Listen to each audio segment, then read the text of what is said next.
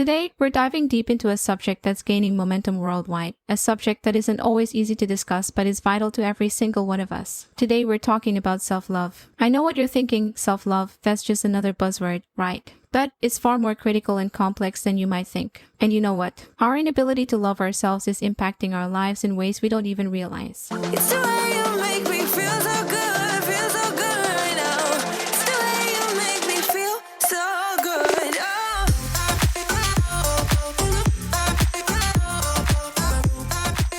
Let's begin this journey with a little story. Once upon a time, there was a vibrant and bright young woman named Emily. She was successful in her career, always the life of the party, but she always felt empty. No matter how much she achieved, how many people she surrounded herself with, that emptiness just never disappeared. It was a void she could never fill. She kept thinking, if I just get that promotion, or if I just lose that last 10 pounds, or if I just find the perfect partner, then I will be happy. But guess what? She got the promotion, she lost the weight, she found the man of her dreams, but still, that void persisted. That's because Emily was searching for happiness everywhere, but within herself. I'm sure a lot of you out there can relate to Emily's story. And if you're nodding your head and saying, that's me, well, you're not alone. We've all been there at some point in our lives. Welcome to Self-Care and Hustle Podcast, where your journey to becoming your best version begins. If you're ready to live your best life and find your inner peace, you've come to the right place, giving you insights on all life tips and purpose-driven actions to move you from where you are now to where you want to go. You can do this. This is me, Nestle Poliente, your host. Are you ready? Now, let's dive in.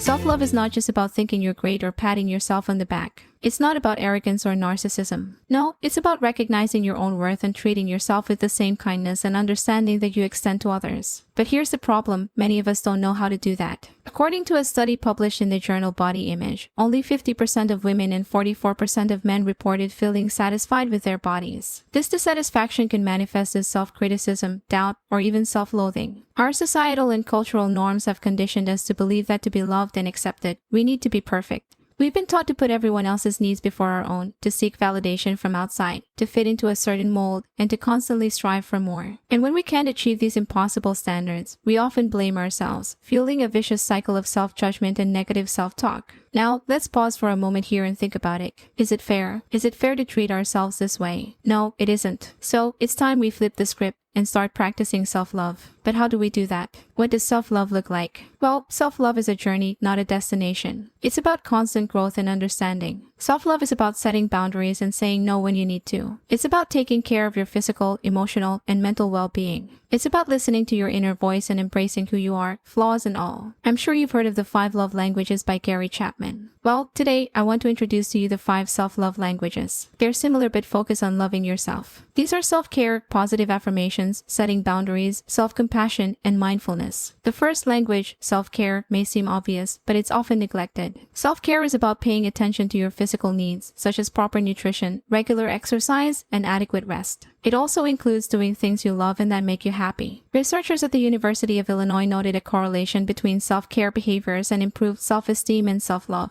So, start making self-care a priority. Next, we have positive affirmations. These are positive statements that can help you to challenge and overcome self-sabotaging and negative thoughts. According to an article in the Journal of Personality and Social Psychology, affirmations have been associated with positive behavioral changes and increased self-worth. Start your day by telling yourself something positive about you. The third language is setting boundaries. Boundaries are essential for mental health and self-respect. They communicate to others that you have self-respect, self-worth, and will not allow others to define you. Research from the American Psychological Association has shown that setting boundaries can lead to improved mental health and better relationships. Then there's self-compassion, the fourth language. This is about treating yourself with kindness, especially in times of failure or when things don't go as planned. A study in the Journal of Research in Personality indicated that self-compassion leads to higher levels of happiness, optimism, and personal initiative. Finally, we have mindfulness. Mindfulness means being fully present and engaged in the current moment. It's about accepting our thoughts and feelings without judgment.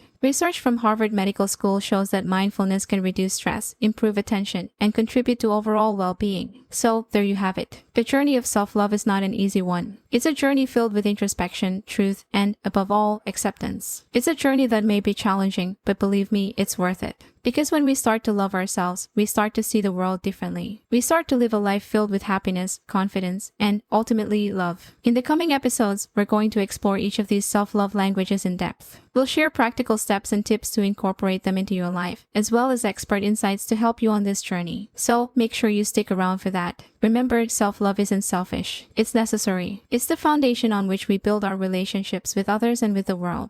As the famous saying goes, you can't pour from an empty cup. So let's start filling our cups today. If this episode resonated with you, please share it with your friends and family. Let's spread the message of self-love together. And if you haven't subscribed yet, hit that subscribe button so you never miss an episode. Until next time, remember to be kind to yourself. You are enough just as you are. Now, go out there and start your self-love journey. You've got this. I was worried you broke my reputation, but I figured it's not on me. Yeah. The way you're making me shiver, your hands on myself, I keep pulling the trigger right. This very finger for people like them. Oh no. Well, darling, on my mind, I'm feeling so fly up in the zone now. I'm like a golden crown, whirling high up in the sky. Oh, it's the way you make me feel so good, right now. It's the way you make me feel so good. Oh.